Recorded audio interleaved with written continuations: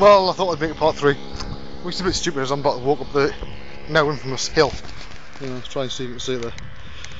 It's quite big. It never looks on here. But it is. I guess well shit, alright. Because somewhere on here, can't see it from here actually, I'll show you.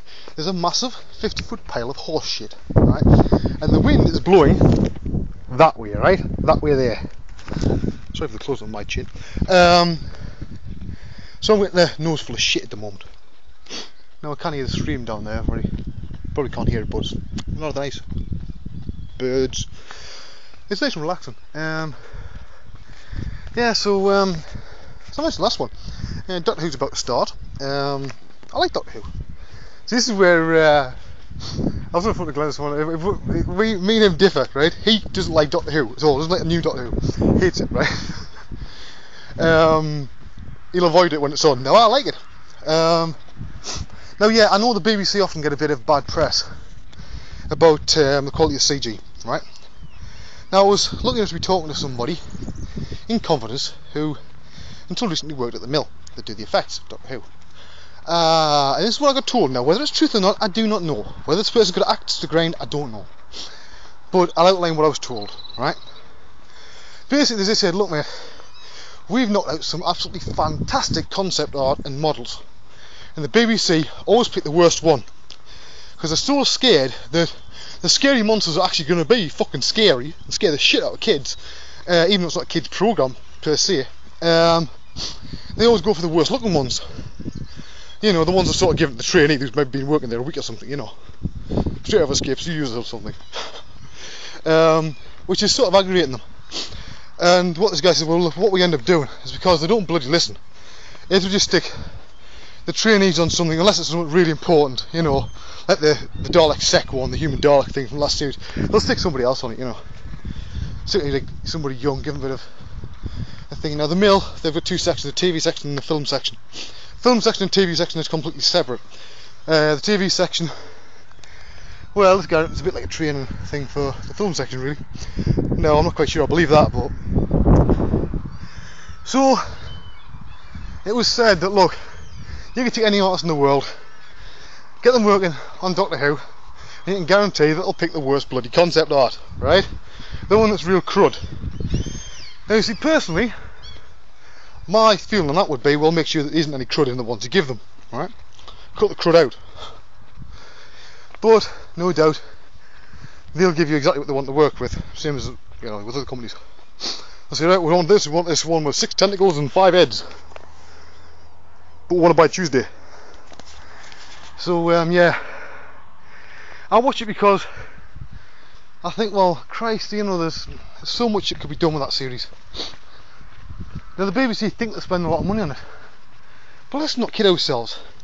One episode of Battlestar Galactica, right, could pay for the whole series of Doctor Who. Simple as that. The matte painting they've had on Doctor Who the last 3 series is absolutely fantastic, especially series 2 and 3. So, you know, some amazing content. The matte painting, really nice. Reminds me of what's his name? Did a lot of work on Lord of the Rings. You'll know what I'm on about anyway if you're in that side of things. But some of the 3D does leave something to be desired from time to time.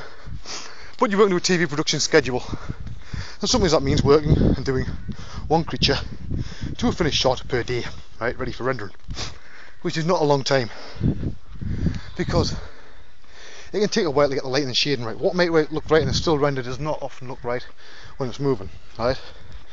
You're also counting on the guys in the colour grading, you know, composite and stuff like that, and if anybody screws up along the pipeline, it makes your work look bad. So there you go, let's see what time I've got. Oh, another 5 minutes yet. Well, I've covered a canny bit of that hill there. You can see there. Oh, there's another nice view.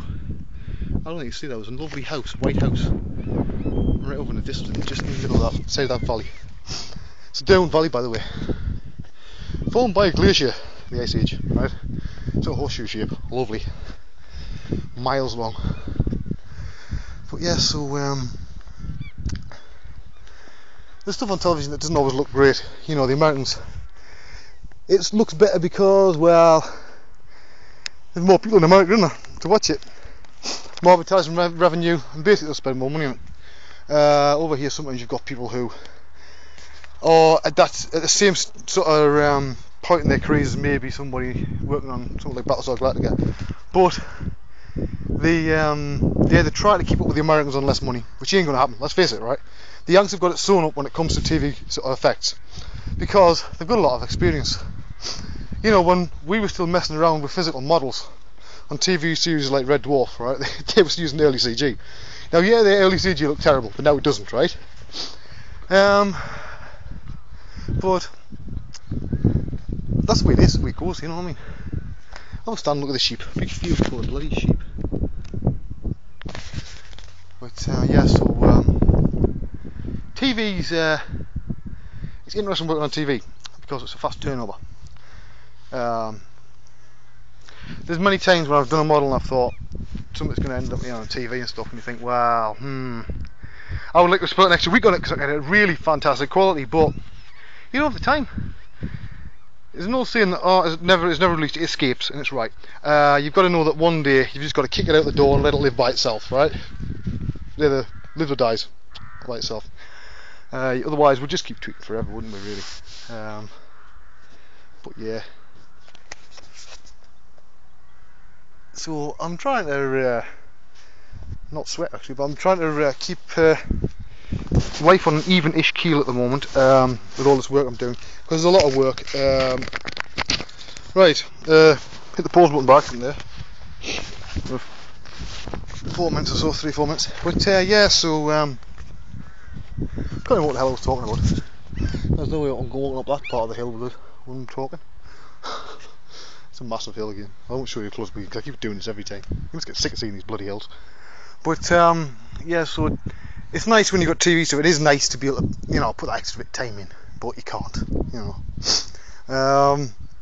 Might have some stuff coming up at the end of this week, starting next. I've got to fit in basic textures, basically loads of spaceships, you know. People haven't seen any hard surface of mine for a long time. And you forget to actually start. I've done hard surface stuff. Yeah, not you realise that. So I like doing hard surface texturing, right? Because to be honest, right, it's as easy as falling off a log. I've got an excellent workflow for it. It doesn't take me long, and it looks perfect, right? Or as perfect as I'm going to get. So to be honest, it's like money for nothing, or as near nothing as you're ever going to get. So I'm actually looking forward to that, because it's stuff that I can fit in, you know, like 5 minutes here and there.